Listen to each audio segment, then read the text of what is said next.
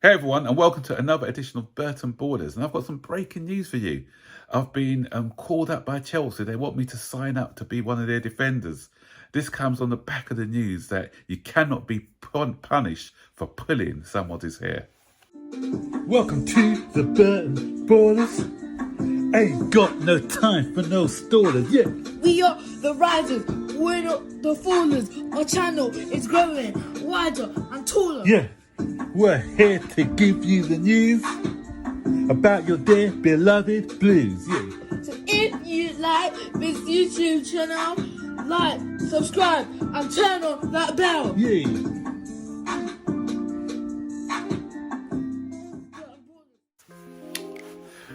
Yeah, what a ridiculous response by the Premier League and the Football Association. You cannot be punished for pulling somebody's hair. So, Chelsea can now go around pulling people's hair and not be punished for it. So, who are we going to have? Who's got long hair? Jack Grealish, for instance. Probably that's why he ties up his hair in a bun. Because if he's running down the wing, you can just grab his hair, pull him back. No punishment, because the ref, that's not in the law book. So from a corner now, you can just go dragging people down by the hair and not get a penalty or punishment for it. Why? Because they said it's no longer a punishment, or it's never been in the law book. So, I want Chelsea one day, if they're 3 or 4-0 up against an opposition, for one of our players to pull somebody's hair and see how they deal with it.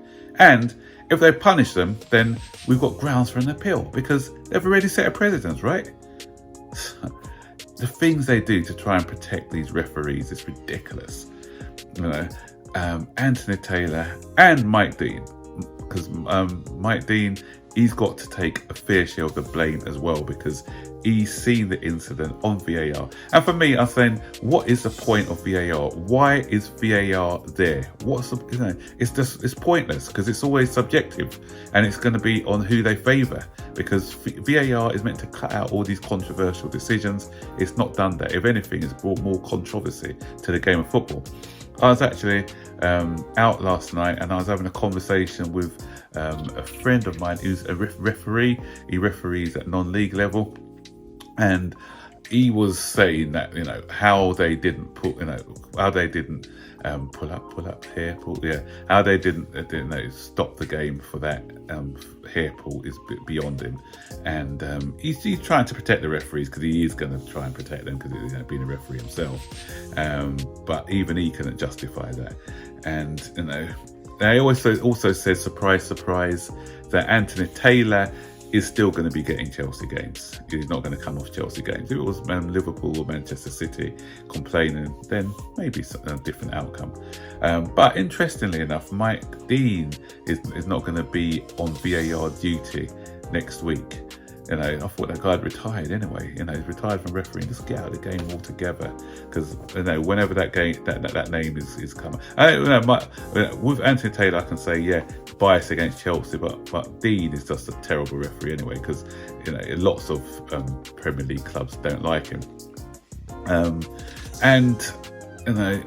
It's not all bald guys, because I'm bald as well, so I'm a good bloke. So please don't keep using the word bald. I said, it's always bald referees, bald this, bald that. But we had a good referee, the Italian. Was it Coniled?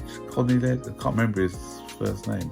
Conolini or someone like that. Remember the game against? I'm not sure if a lot of you remember when we played Barcelona. I was at the Nou Camp actually when we got beat 2-1.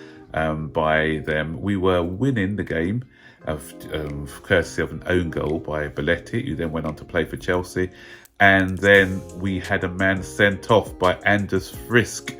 Who got sent off? I can't remember what player it was for us who got sent off in that game. Was it? I cannot remember for the life of me. But anyway, we had a player sent off, and then they went on to win the game 2-1. And because of that, Anders Frisk, by the way, he had long hair, a Swedish referee. He got a lot of death threats as well after the outrage of what happened in that game. So we brought in the bald Italian, Conolini, but he came in and he had a great game. He refereed the game impeccably. But we did get a little break from him as well, because the John Terry winner, there was a bit of dark arts by Carvalho, who kind of pulled back one of the Barcelona defenders, and that allowed John Terry to come in and score the winning goal. So not all bald referees are bad, but I get your point. When you look at Overbo, you're looking at Dean, you're looking at Anthony Taylor. We haven't had a good rep with a lot of these guys.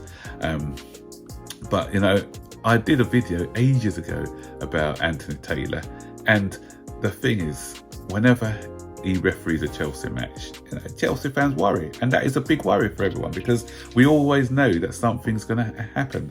And so come on, they got to look at it and find out, hold on, what's going on here? He's always siding with the opposition when they're playing Chelsea. So come on, guys, think what's happening there.